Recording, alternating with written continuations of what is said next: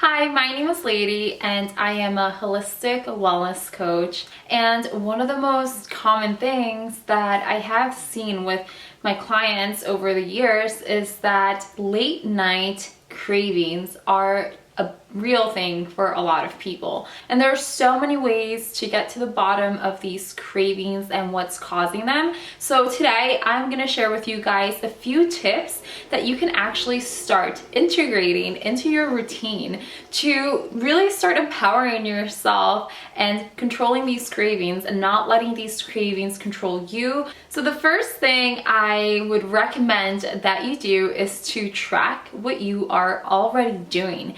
It's really hard to set action steps or set new goals or habits that you want to achieve or change if you don't exactly know what your day-to-day routine looks like. So you can do this in various different ways. You can count your calories, you can track your macros, you can do some sort of food journaling, emotional journaling, or just journaling in general of your day-to-day and of what's going on.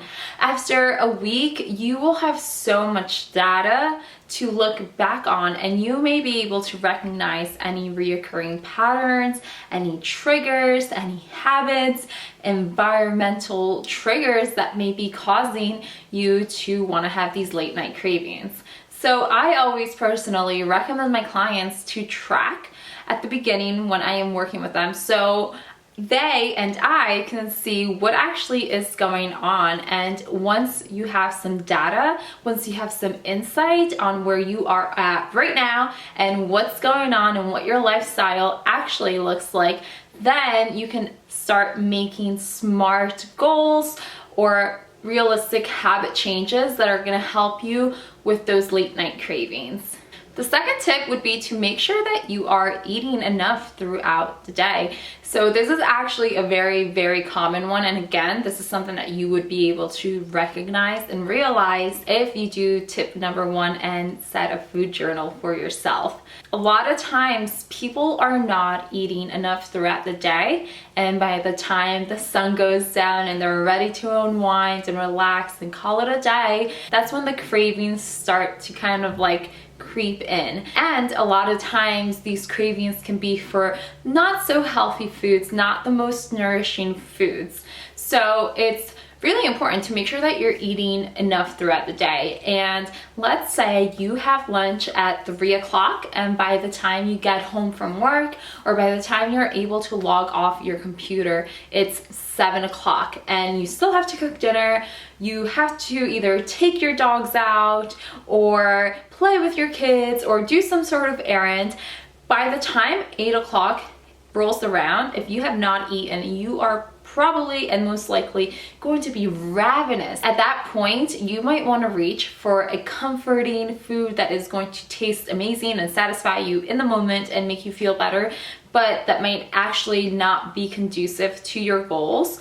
And that's where the problem can be. So make sure that you are eating enough throughout the day. And if you feel like you're going too long between lunch and dinner, feel free to have a snack. This isn't about restriction or depriving yourself of anything. You want to make sure that you're really getting your body and your mind out of that survival mode where it feels like it needs to eat everything, it needs to eat it now because it's all out of whack and it's not being nourished properly. So again, take a look at what you are doing on a regular basis. See that day to day, see how much food you're eating or how much food you may not be eating, and then adjust according to what you discover. And my last tip is going to require some mindfulness on your part, and it would be to really take the time to ask yourself if these cravings are coming from a place of hunger or coming from a place of emotions.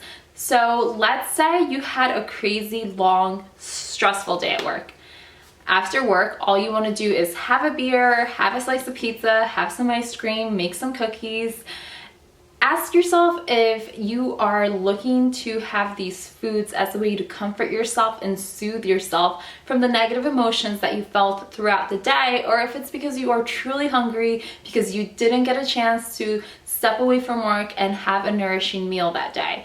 So there's a lot of power and a lot of personal empowerment that occurs when you are able to really bring that mindfulness piece into what's going on and what the root of these cravings are, and then how to ultimately stop them.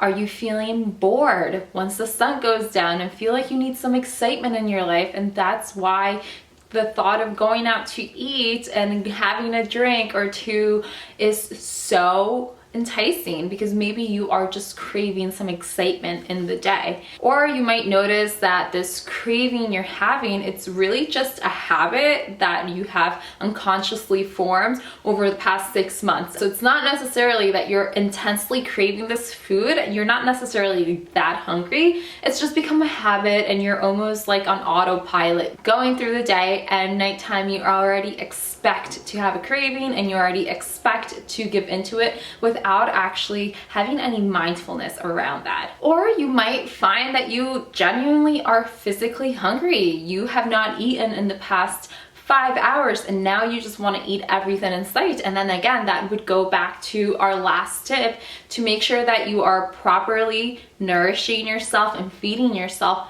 throughout the whole day. So those are pretty much the 3 tips I have for you. And for these tips to actually help you on your journey, you have to integrate them. You have to pull out the pen and paper. You have to take the time to get to know yourself, get to know your style of eating, get to know your wants, your needs. You have to really get to know yourself to really be able to get into that root cause of what's going on. And I know for experience that these tips, when integrated, can really lead to a lot of realizations. So make sure to grab a pen and paper, dedicate some time to yourself, to really get to know yourself, get to know what's going on, and I'm sure that you will have some realizations pop out at you. You might recognize some triggers, recognize some patterns that you see going on, and then from there you can adjust and make the proper changes based on what you're specifically going through and experiencing in your day-to-day.